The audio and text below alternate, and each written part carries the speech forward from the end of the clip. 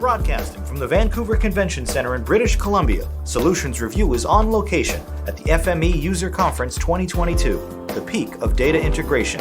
Brought to you by Safe Software. We are here at the FME User Conference 2022 in beautiful Vancouver at the Convention Centre, which is quite an amazing place. And I'm lucky to be with Anand Subramani, president of Avinion, one of FME major partners. Thanks for being with us. Oh, thanks for having me. I'm really excited to be here. Excited to talk to you. It's great to be back post-COVID together again. Isn't it nice? Yeah, it is. It's nice to be talking face-to-face as opposed to virtually. Yeah, there's this energy that you just don't get with Teams and Zoom calls, and it's nice to have that back in the atmosphere and be a part of this community. Absolutely. Well, tell me a little bit about Avinion and what brings you to this user conference specifically. Sure. Avinion is a global company. Tensing is a part of our company as well. We have co-sponsored this event as a silver partner. We specialize in spatial intelligence across the countries that we cover, and that includes North America, parts of Europe, and in the APAC. Our partnership with SAFE has been key to building data integration and providing true value with spatial intelligence to really transform how businesses and agencies run their operations and find other ways to unlock value across the organization. Well, and so what we found is the FME story is really quite unique in the data integration space around the spatial story particularly. Tell me about where you're seeing traction for Avinion. Well, I think it really comes down to that tagline. It's really the peak of data integration. And so, you know, in the beginning stages of using maps and GIS, there's always been maybe one or two sort of data elements that provide value for using visualization and spatial intelligence. FME and SAFE, the way they've evolved the technology, they've been able to integrate so many different aspects of an organization to that spatial layer. And when you do that, not only do you not be able to see trends and analysis and find new ways to really unlock efficiency in your business, but you get this platform that everybody can engage and everybody can see how their particular responsibilities within an organization or an agency impact what they do. And so it's really exciting because when you come to an event like this, you see not only sort of what SAFE is doing to evolve FME, but you're seeing what the other partners are doing. And that's the huge sort of excitement you get because you take that story, you take those use cases, and you go back to your clients, like, look at this cool thing this other partner is doing. And it's interesting because you would think that, you know, all the partners were fighting over these clients, but it's not like that here. The atmosphere is very engaging. It's very much a community feel about how the technology is moving and really impacting lives, and that's the cool part of it. Well, and it's very international as well. I mean, the FME community is global. You guys are clearly a great representation of that, and I think that's an excellent point around the value of a live conference that you can't replicate in a virtual environment. It's the organic stuff. It's having coffee and breakfast and talking to colleagues and other partners and hearing what they're doing and picking up on all those things. Those are the kinds of things that I think are so valuable at a conference like this. Absolutely. Absolutely. And when you see the connections come back, the network, and you see everybody again after such a long period of time, you know, and it's not just like being in the plenary and hearing Don and Dale talk about how they're evolving and how they're really impacting lives. It's seeing how everybody else is doing and everybody, I mean, post-COVID and things like that. There's some things that are informal that are nice to feel again, I think.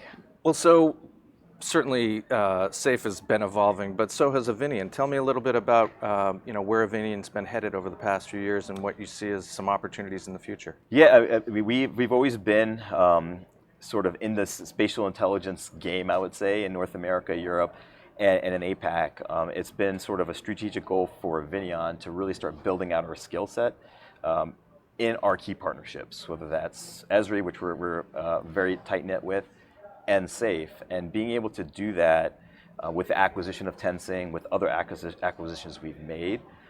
We've created almost like an internal FME community across our organization so that we share ideas about what we're doing in some of our clients in Dubai, what we're doing with some of our clients in Belgium, what we're doing with some of our clients for the US federal government, and we're sharing these stories. So it aligns well with sort of the community that we're building, because we see integration being something, as you said, that's just not within one border, it's global. And being able to take those stories to all of our customers with these acquisitions, with building our people and our skill set, has been something that really has provided a lot of additional value for me as I continue to try to grow our organization, but for the people who are part of our organization as well.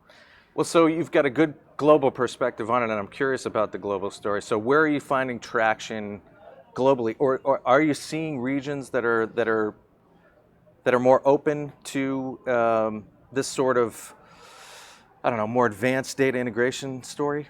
I think it really comes down to what that common goal is going to be for an organization. And we're seeing a lot of that in Europe in terms of sustainability and moving towards action around climate change and things of that nature. There's been a real call to arms about let's figure out the best way to do that.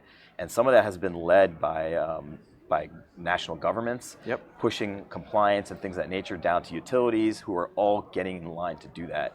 And I don't want to say that North America and APAC are lagging behind. There is growth there, but it really comes down to what is the goal of this data integration? What are we trying to get to? What's the value that we're trying to unlock? And some of that is just to be ethically good for the environment, and that's a great reason to do it. Some of other organizations are seeing, by unlocking a lot of this different data skill sets into spatial intelligence, they can transform what they do, what their operations and what their missions are.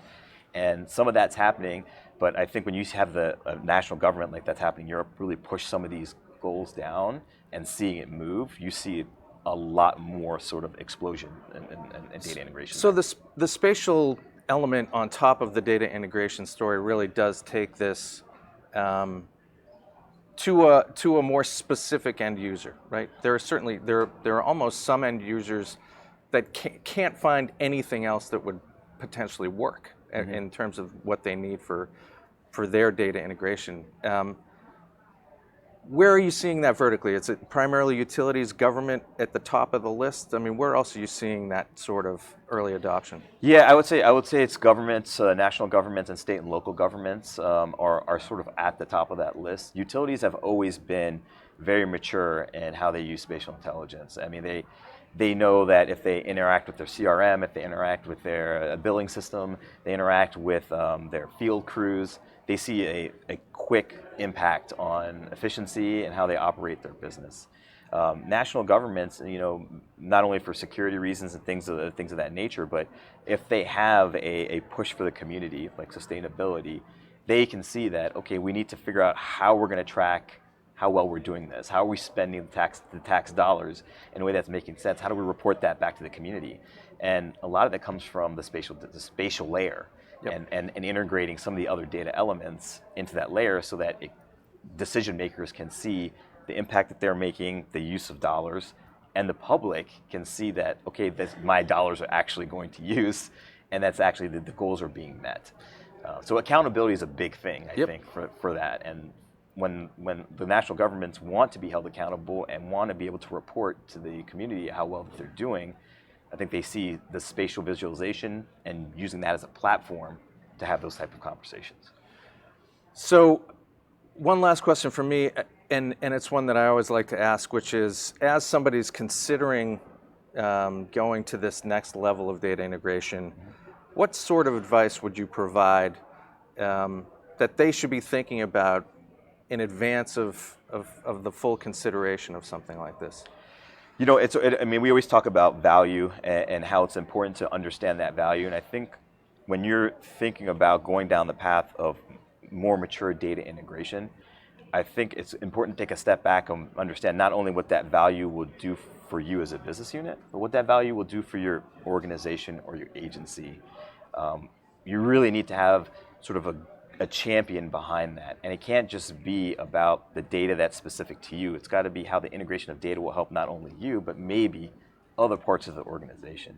And being open to collaborate about that conversation and that story to unlock that value is where I think you'll really truly get an enterprise impact on the integration.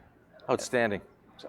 Well, thanks very much for swinging by. We very much appreciate the time. Best of luck with the rest of the show. I know we're early, but it's been a pleasure. Thanks. Thank you so much for having me. I really appreciate the time. You bet. Thanks.